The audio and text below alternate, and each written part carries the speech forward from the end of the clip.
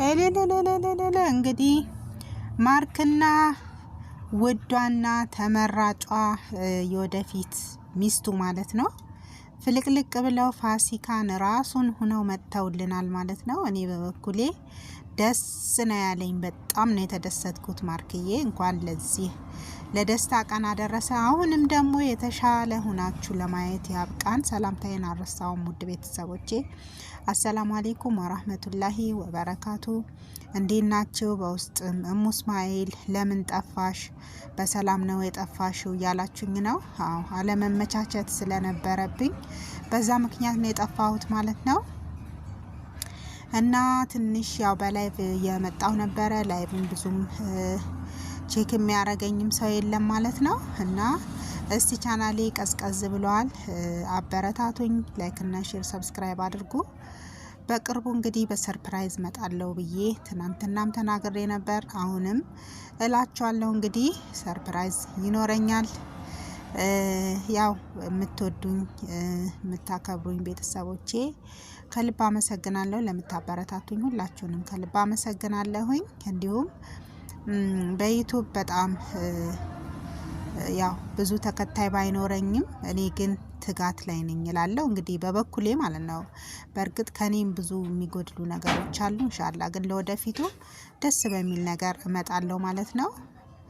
እና ወሬ አላብዛባችሁ። ዛሬ የመጣሁበት እንግዲህ በማርክዬና በውዷ የወደፊት ሚስቱ ማለት ነው። ሰሞኑን ጥሩ ሁኔታ ላይ አልነበሩም። በጣም አዝነን ነበረ። እንደኔ በጣም አዝኜ ነበረ የነበረው ሁኔታ። እኔ ማርክ እንደ ልጄ ነው ማየው ማለት ነው። የሆነ በቃ ውስጤ በጣም ነው የሚያሳዝነኝ። የሆነ አንገቱን ስብር ሲያረግ ምናምን በጣም ነው የሚያሳዝነኝ። እና እንዴት እንደመጣ ምናምን ስለምናቀው ማለት ነው። የዛሬውን ሳይሆን ትናንት እንዴት ነበር የመጣው ያንን ነገር ስናስበው ማለት ነው። እና እናቱን አክባሪ ስለሆነ እናቱን ሊያስደስት የሚያደርጋቸው ጥረቶች በጣም ስለሚያስደስቱኝ እኔ በጣም ወደዋለሁ። እና ሰሞኑን እንግዲህ ደስ የማይል ሙድ ላይ ነበረ። አሁን ግን በጣም ተደስቶ ስላየሁት ደስ ብሎኝ ነው የመጣሁት። ያው ሰሞኑ ብዙ ውዥንብሮች አሉ፣ ብዙ ነገሮች እያየሁ ነበር፣ እየታዘብኩኝ ነበር። እና ያው አንዳንዴ እኛ ያሰብነው ሳይሆን ፈጣሪ ያሰበልን ነው የሚሆነው። ምክንያቱ ምንድነው ካላችሁኝ ሩታ እንግዲህ ከአብርሽ ሁለተኛ ልጅ አርግዣለሁ ብላ መታለች ማለት ነው። ያ ነገር እውነት ወይስ ሐሰት የሚለው ነገር ይጣራልን። እስቲ እናንተስ ምን ትላላችሁ? ይጣራልንና በስነ ስርዓቱ እንወቅ። እና ከኤርሜላስ ጋራ ምን እየሆነ ነው ታዲያ እሱ?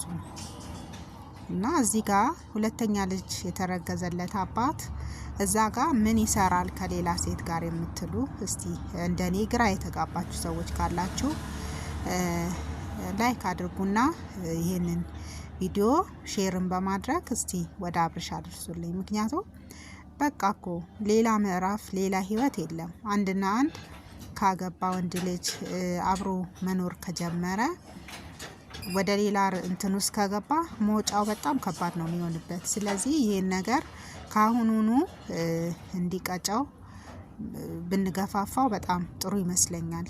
ከኤርሜላ ጋር ያለውን ነገር ባጭሩ እንዲቀጨው ማለት ነው። ምክንያቱም ነገ ስር ከሰደደ እንዴት ነው የሚሆነው? ሁለተኛ ቤት ነው የሚይዘው ወይስ ምንድነው? እና ካሁኑ ግን ይሄን ነገር አስቦበት ቢተዋው እንደኔ በጣም ደስተኛ ነኝ ማለት ነው። ውድ ቤተሰቦቼ እናንተስ ምን ትላላችሁ? ምክንያቱም አንድ ነገር ስር በሰደደ ቁጥር ነገ ጥፋቱም እንደዛው እየበዛ ነው የሚሄደው። ግን ወዲያውኑ ከቀጨነው ያበቃል ማለት ነው። እና እዚህ ጋር አብርሽ መጠንቀቅ ያለበት ምንድነው? በቃ አንድና አንድ ሩታ ተመልሻለሁኝ የእውነት ከሆነ ማለት ነው። እሷም ብዙ ጊዜ ድራማ ታበዛለች፣ ብዙ ጊዜ ቀልድ ታበዛለች፣ ፕራንክ ታበዛለች።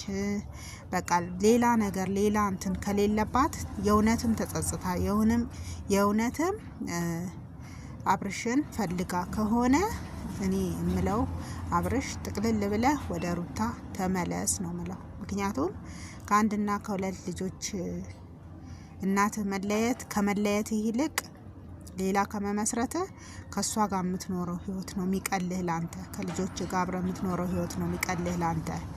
ፈጣሪ ደግሞ ዝም ብሎ አይደለም ነገሮችን የሚያደርገው እና ወደዚህ ወደ ቤትህ ተመለስ ባይነኝ እኔ። እናንተስ ምን ትላላችሁ? ውድ ቤተሰቦቼ በላይክ እና በሼር አበረታቱኝ። ሰላማችሁ ይብዛ።